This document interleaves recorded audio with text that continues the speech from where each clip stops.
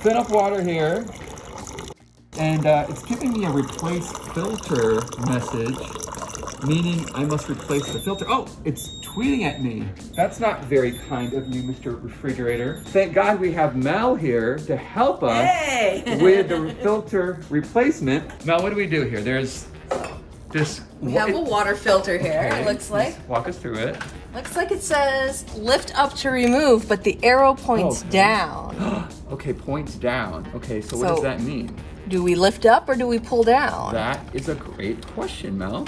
That's. It's not going anywhere. It's not. You can tell there's something to move, but it just won't. That looks very frustrating, Mel. Oh yeah. I think I'm gonna break it. It should just pull right out. That's what I would have thought. What brand is this fridge? It's a Whirlpool. How to crack the water filter code. Thank you very much, Mel. I appreciate Till your next time. Till next time. Thank you. Thank you.